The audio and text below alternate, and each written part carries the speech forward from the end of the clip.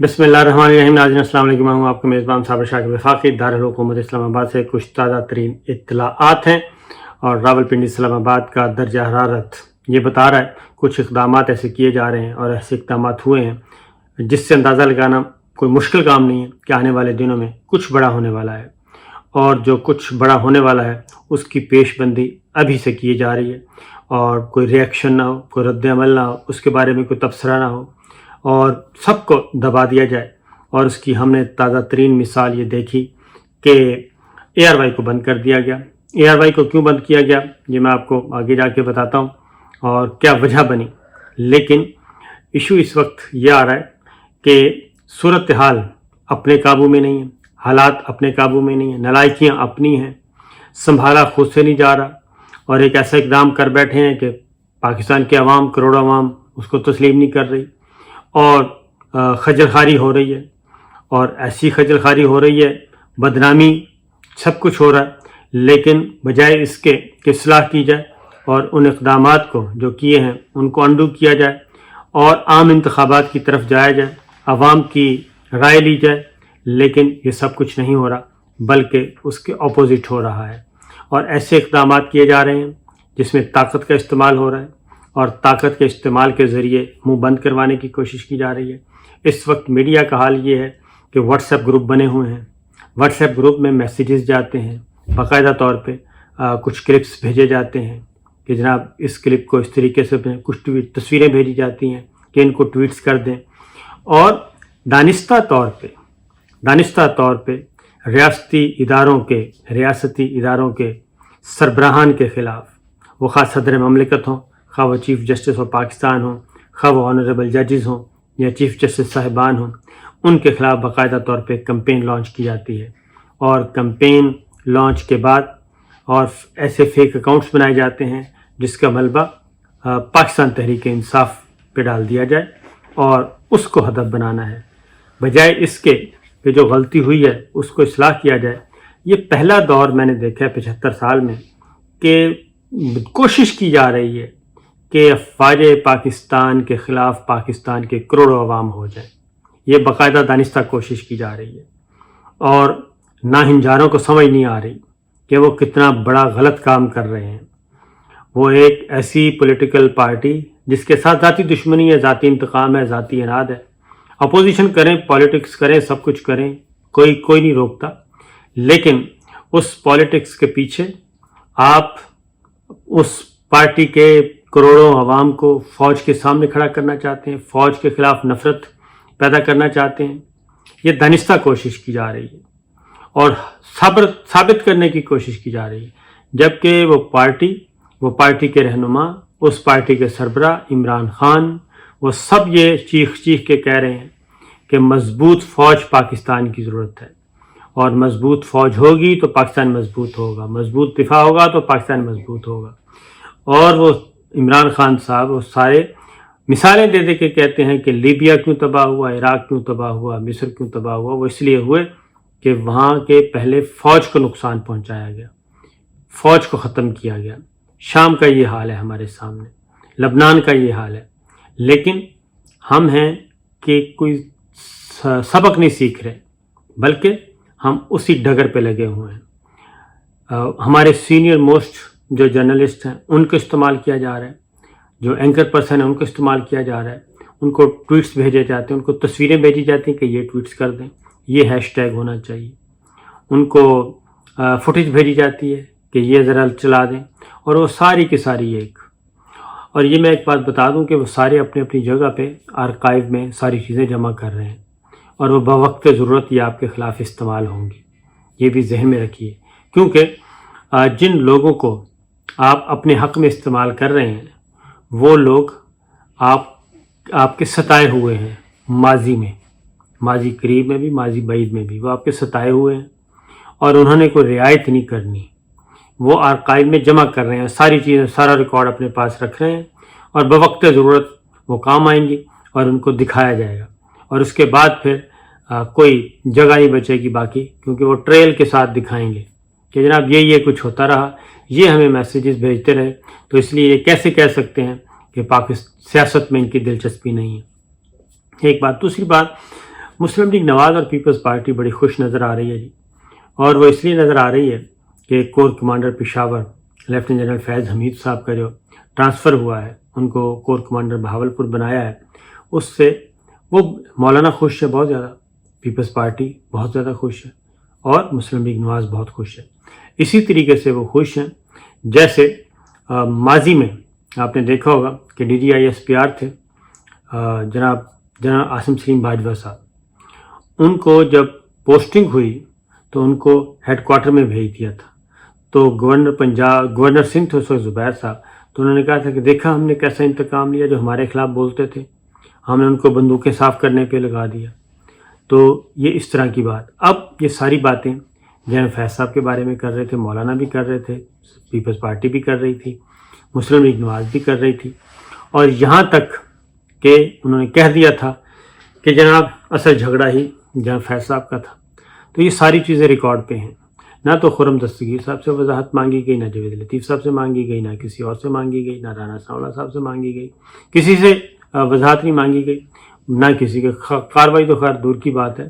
بلکہ وہ ایک نوعمر بچے کے خلاف کارروائی ہو گئی، اور کہا جاتا ہے جی 1500 روپے دیا جاتا ہے۔ تو اگر پاکستان کی قومی سلامتی اتنی ہی خدا نخواستہ کمزور ہے کہ جو 1500 روپے لے کے بچہ جو ہے وہ پاکستان کی قومی سلامتی اور قومی مفاد اور قومی سلامتی کے اداروں کو کمزور کر دے گا، تو پھر اللہ ہی حافظ ہے ہمارا، اور پھر اللہ تعالیٰ پہ بھروسہ کرنا چاہیے، باقی کام چھوڑیں۔ تو یہ چیز ہو رہی ہے۔ تو جناب فیض حمید صاحب کا جی جو بہاولپور بھیجا گیا ہے، اس پہ کافی چمگوئیاں ہو رہی ہیں کہ آخر کیا وجہ ہے کہ ان کو بالعموم جو کور کمانڈر کا ٹینیور ہوتا ہے وہ ہوتا ہے جی تقریباً 2 سے 3 سال، اس سے پہلے کم ہی ڈسٹرب کیا جاتا ہے۔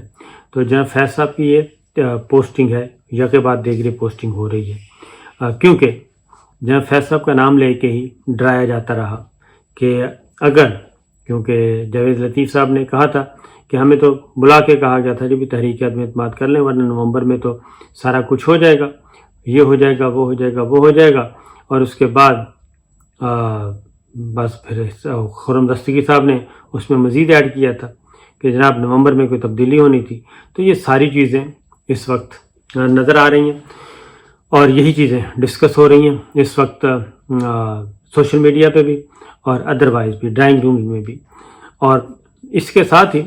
ایک ARY نے کل 2 ہفتے پہلے ARY نے خبر دی تھی کہ جو مسلم لیگ نواز کا میڈیا اسٹریٹجک سیل ہے وہ قائم کر دیا گیا، دوبارہ بحال ہو گیا، اور اس کے ذمے یہ کام لگائے گئے ہیں۔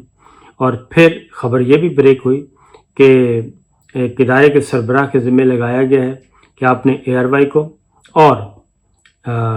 پاکستان تحریک انصاف کو، دونوں کے خلاف آپ نے ذرا کام تیز کرنا ہے۔ تو کل یہ ہوا کہ خبر تھی یہی میڈیا سیل والی، اور جو بنیادی طور پہ جو ہیلی کاپٹر حادثہ ہوا ہمارا کوئٹہ میں لسبیلا میں، اور اس میں ہمارا قیمتی جانی نقصان ہوا، ہمارے فوجی افسران، جرنیل افسران گئے، تو اس کے بارے میں کمپین جو چلائی گئی اس کے بارے میں تحقیقات ہونا تھی، تو وہ سارے فیک اکاؤنٹس، اس میں میجورٹی فیک اکاؤنٹس کی تھی۔ جب وہ ساری چیزیں منظر عام پہ ARY نے اس کی طرف توجہ دلائی کہ جناب یہ ساری تحقیقات ہونی چاہیے، تو بجائے اس کے کہ ہوتا تو اس میں ڈاکٹر شہباز گل بھی آ گئے، تو ایک تیر میں 2 شکار ہو چکے ہیں جی۔ اور وہ پیمرا نے کیا کیا، پہلے ARY بند کروایا پورے ملک میں، اور اس کے بعد پھر نوٹس بھیجا، تو یہ آواز دبانے کی کوشش کیا جی۔ دراصل ARY کو تو سامنے رکھا ہوا ہے، ARY کو وہ میں نے آپ کو بتایا، میرے پاس تو انفارمیشن ہے کہ ARY کو نشان عبرت، انہوں نے کہا تھا نشان عبرت بنا دیں گے، عبرت بنا دیں گے ARY کو، سلمان اقبال کو، ارشد شریف کو، صابر شاکر کو۔ تو یہ ساری چیزیں ہمارے پاس، تو مجھے تو اندازہ ہے کہ یہ اسی طرف جا رہی ہیں ساری چیزیں، اور یہ درمیان میں پوز آ جاتا ہے بوجہ، لیکن پھر دوبارہ سے وہ کام ری شفلنگ ہو رہی ہے، اپنی فیلڈنگ سیٹ کی جا رہی ہے، اور فیلڈنگ سیٹ کرنے کے بعد اب ARY پہ کل پھر ایک حملہ کیا گیا اور اس کو بند کروا دیا گیا۔ اب صرف ARY کا مسئلہ نہیں ہے، ARY کوئی ایک بندے کا نقصان نہیں ہوگا، یہ صرف سلمان اقبال کا نقصان نہیں ہے. وہاں پہ جی 20,000 ملازمین ہیں اور 20,000 ملازمین جرنلسٹ نان جرنلسٹ سارے کے سارے جن کا روزگار ہے تو ان کے روزگار کو چھینا جا رہا ہے بنیادی طور پہ. یہ بنیادی حقوق ہیں.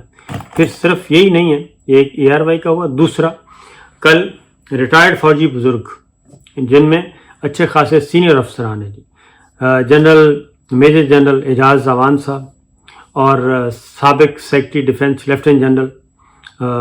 یاسین صاحب اور اس کے بعد نعیم لودھی صاحب لیفٹیننٹ جنرل, ان سمیت کئی 300 افسروں کے 300 ریٹائرڈ فوجی بزرگوں کے بند کر دیے گئے, مراد بند کر دی گئی ہیں. 300 ریٹائرڈ فوجی بزرگوں کے مراد بند کر دی ہیں اور ان کا کیا کہنا چاہیے حقہ پانی بند کر دیا, ان کا رزق چھینا جا رہا ہے. اور یہ کام ہو چکا ہے, یہ آرڈر آ چکا ہے. وہ اس کا یہ ہے کہ جی ریٹائرڈ فوجی بزرگ جو ہیں وہ جا رہے ہیں عدالت میں اس کو چیلنج کرنے کے لیے, کیونکہ یہ اختیار نہیں ہے اور نشانہ بنایا جا رہا ہے اس وجہ سے کہ جو 9 اور 10 اپریل کی درمیانی شب ہوا مراسلے کے نتیجے میں, وہ کہتے ہیں بس اس کو تسلیم کر لیں. اور وہ جب تک آپ تسلیم نہیں کریں گے, جب تک آپ مزاحمت ختم نہیں کریں گے, جب تک آپ فل سرنڈر نہیں کریں گے اس فیصلے کے سامنے جو کہ سیاسی فیصلہ ہے, تب تک یہ کچھ ہوتا رہے گا. تو یہ سارا کچھ ہو رہا ہے. ARY غائب ہے جی, اور بغیر کسی لیگل اتھارٹی کے, لیگل ایک ڈیو کورس کے سارا کچھ اور ایک یہ کام کیا گیا ہے. تو یہ ساری چیزوں کو اگر آپ ملا جلا کر دیکھیں تو لگ ایسے رہا ہے کہ آنے والے دنوں میں کچھ بڑا ہونے والا ہے, اور اس بڑا ہونے کو تاکہ مزاحمت نہ ہو, کوئی آواز نہ اٹھا سکے, ایک ARY کو ہم نشان عبرت بنائیں گے تو باقی سارے سہم جائیں گے. اور اس کا فائدہ اثر بھی ہو رہا ہے کیونکہ اب فر جو کچھ دیا جاتا ہے فر بولا جاتا ہے. اور بس ایک ہی ہے پاکستان کا, ایسے لگ رہا ہے کہ ریاست پاکستان کا صرف ایک مسئلہ رہ گیا اور وہ ہے پاکستان تحریک انصاف, عمران خان اور ARY اور ارشد شریف اور صابر شاکر کو پہلے ہی انہوں نے کر دیا ہے, اور چند عمران ریاض, ایاز امیر, ڈاکٹر معید, یہ ہیں سمیع ابراہیم, عارف حمید بٹی, یہ صاحب سارے ہیں. یہ مسائل ہیں اور کوئی مسئلہ نہیں ہے. باقی جو میں کہتا ہوں برسر عام جنہوں نے گالیاں دیں وہ دندناتے پھر رہے ہیں, وہ اقتدار میں ہیں. آپ ذرا ہر منسٹر کا 80% 70% وزراء کا ذرا دیکھیں, ان کے کیا کہنا چاہیے, ان کے ریکارڈ میں, ان کے اچھائیوں میں کیا اچھائی ہے, تو پتہ چلے گا کہ یہ فلاں وقت میں انہوں نے فلاں ملٹری لیڈرشپ کی تذلیل کی تھی, اور آج وہ سارے کا سارا گلدستہ جو ہے وہ اس وقت موجود ہے. تو فیصلہ آپ خود کیجیے جی کہ یہ سارے اقدامات سے کیا ادارے کی عزت ہو رہی ہے, ڈگنیٹی میں اضافہ ہو رہا ہے, یا پھر ادارہ مزید کمزور ہو رہا ہے اور عوام اور ادارے میں فاصلہ بڑھ رہا ہے. ریٹائرڈ فوجی بزرگ جو آپ لوگوں کے استاد ہیں, سینئرز ہیں, وہ بھی اگر ان کا بھی کوئی پرسان حال نہیں ہے, ان کا بھی روزی روٹی بند کی جا رہی ہے, ان کا بھی رزق چھینا جا رہا ہے, ان کی بھی بچوں کی فیسیں چھینی جا رہی ہیں اور ان کے بچوں کی مراد چھینی جا رہی ہیں, تو اس کے بعد پیچھے کیا رہ جاتا ہے؟ اس پہ ذرا سوچیے گا ضرور کہ کیا ہو رہا ہے اور کیا سیاسی جماعتوں کے ان لیڈرز کے مطالبے پہ یہ سب کچھ ہو رہا ہے جو کچھ ہوا, کیونکہ اتنی جلدی تو پوسٹنگ ٹرانسفر نہیں ہوتی. اجازت دیجیے, اللہ حافظ.